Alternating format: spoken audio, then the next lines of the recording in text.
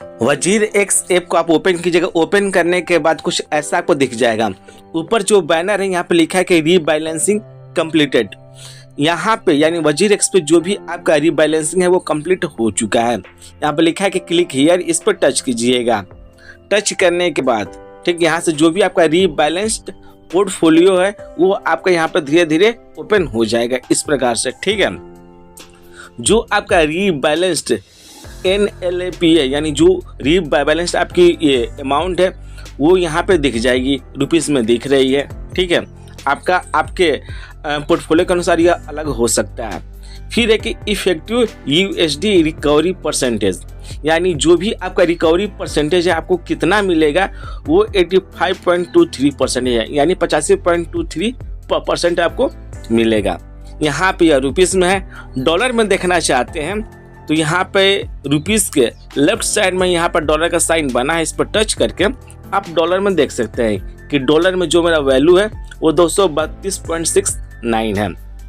ठीक, फिर इसको आप इसको ऊपर की तरफ स्लाइड कीजिएगा।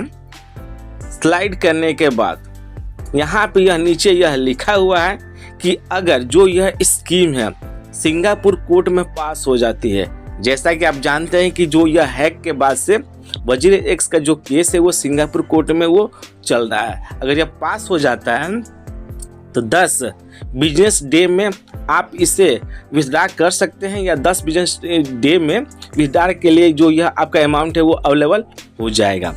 यह स्कीम उसी समय पास होगा जब ज़्यादा से ज़्यादा जो भी क्रेडिटर्स होंगे वो अगर इसे यस यानी इस स्कीम के फेवर में अगर वोट करते हैं तभी जाके यह पास होगा, या यह स्कीम है जो वो सक्सेसफुल होगा। अगर बहुत सारे जो भी क्रेडिटर्स हैं अगर उनकी वोटिंग इसके फेवर में नहीं होती है तो यह स्कीम पास नहीं होगा। उसके वजह से जो भी आपका यह बैलेंस है वो पेंडिंग में शो होगा, और हो सकता है कि आपको यह 2 साल से ज़्यादा का टाइम लग सकता है फिर आपको विथड्रॉ करने में या यह बैलेंस आपको मिलने में, क्योंकि यहाँ पे बाइनेंस और वजीर एक्स का ये डिस्प्यूट भी चल रहा है। ठीक है, और साथ में यहाँ पे लिक्विडेशन प्रोसेस भी है। तो अगर यह स्कीम पास नहीं होता तो 2 साल का टाइम लग सकता है डिस्ट्रीब्यूट होने में। ठीक, नीचे यहाँ पे आपकी यूनिक स्कीम क्रेडिटर आईडी है। ठीक है, यहाँ पे देख सकते हैं, यहाँ पे कॉपी का ऑप्शन है, इस पर टच करके आप कॉपी कर सकते हैं। ठीक, इसको ऊपर की तरफ स्लाइड कीजिएगा। स्लाइड करने पे ठीक है जो आपकी करेंट वैल्यू होगी USD में यानी डॉलर में वो यहाँ पे दिख जाएगी इस प्रकार से। ठीक, जो कि मेरा यहाँ पे 186.67 डॉलर है। इसको ऊपर की तरफ स्लाइड करके वजीर एक्स पे जो भी आपकी क्रिप्टो करेंसी थी उसका जो ब्रेकडाउन है वो इस प्रकार से आपको दिख जाएगा, जो भी आपके पास कॉइन थी। ठीक है, जैसा कि यहाँ पे देखना आप ऊपर नीचे स्लाइड करके आप इस प्रकार से देख सकते हैं। फिर यहाँ पे होम स्क्रीन पे ही रीबैलेंस पोर्टफोलियो है, इस पर टच कर देंगे तो वही सब सारी चीज़ें आपको यहाँ पे दिख जाएंगी। ठीक है, इस प्रकार से। फिर आप यहाँ पे लिखा है कि 18 जुलाई 2024 बैलेंस, यानी 18 जुलाई 2024 को वजीर एक्स हैक हुआ था, उस दिन का जो बैलेंस, इस पर टच कीजिएगा। टच करने के बाद ठीक है इस तरह से फिर से आपका लोडिंग होगा या ओपन हो जाएगा। 18 जुलाई 2024 को जब वजीर एक्स हैक हुआ था 1 PM तक का, तो उस समय जो बैलेंस था वो आपको यहाँ पे दिख जाएगा।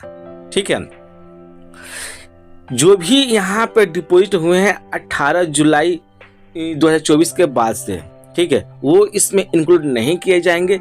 जो वो अमाउंट है वो विथड्रॉल के लिए अवेलेबल हो जाएगा। ठीक है, इसका जरूर ध्यान रखिएगा।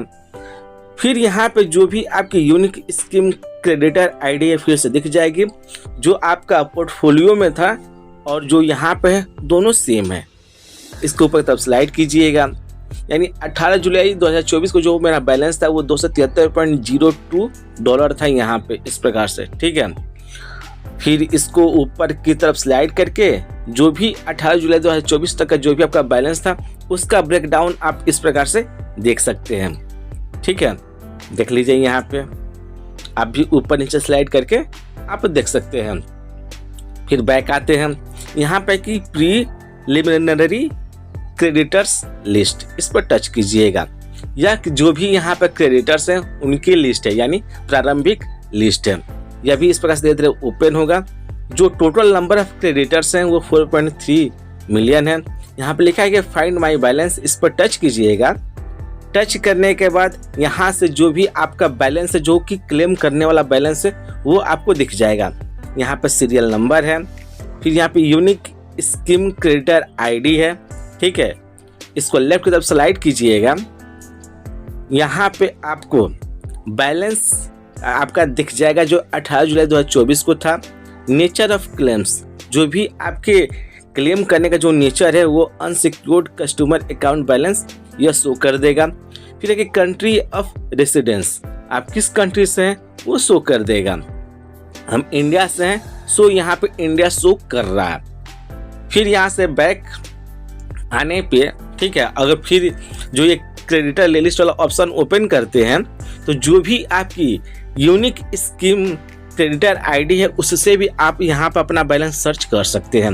यहाँ पे लिखा है कि सर्च बाय यूनिक, इस पर टच कर दीजिएगा और जो भी आपकी आईडी है, ठीक है, जो पोर्टफोलियो वाले में था वहाँ से कॉपी करके यहाँ पे पेस्ट कर दीजिएगा। पेस्ट करने के बाद यहाँ पे सर्च का ऑप्शन है, इस पर टच कीजिएगा। तो यह आपका सर्च करके फिर से जो भी आपका सीरियल नंबर है, फिर यूनिक स्कीम क्रेडिटर आईडी है, जो भी आपका बैलेंस था 18 जुलाई 2024 तक का, फिर नेचर ऑफ क्लेम्स, फिर कंट्री ऑफ रेसिडेंस, ये सारा चीज़ यहाँ पे आ जाएगा, ठीक है। तो यही आपका रीबैलेंसिंग कंप्लीटेड में जो हुआ है उसमें बताया गया है, ठीक है। फंड वाले सेक्शन में जाके जो भी आपका फंड था वो आपका देख सकते हैं कि 18 जुलाई 2024 तक का आपका फंड कितना था यहाँ पे, ठीक है, इस प्रकार से। तो अगर जो यह स्कीम है वो अगर पास हो जाती है, जो भी क्रेडिटर्स हैं उनका अगर इसके फेवर में अगर वोटिंग आता है, तो यह आपका सक्सेसफुल होने के बाद जैसे ही जो सिंगापुर का कोर्ट है इस स्कीम को पास कर देता है, तो 10 बिजनेस डे में आप इसको विथड्रॉल कर सकते हैं। यह विथड्रॉल के लिए अवेलेबल हो जाएगा।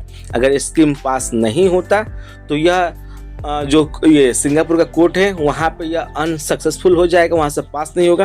फिर आपको 2 साल का टाइम लग सकता है, क्योंकि यहाँ पे इसका बाइनेंस के साथ भी डिस्प्यूट चल रहा है, लिक्विडेशन ये प्रोसेस भी है, ठीक है।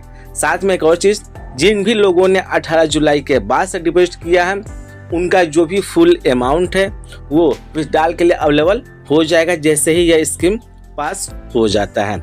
उम्मीद है कि अब आप जान चुके हैं कि वजीरेक्स पे जो रीबैलेंस कंप्लीटेड हुआ है उसकी पूरी डिटेल क्या है।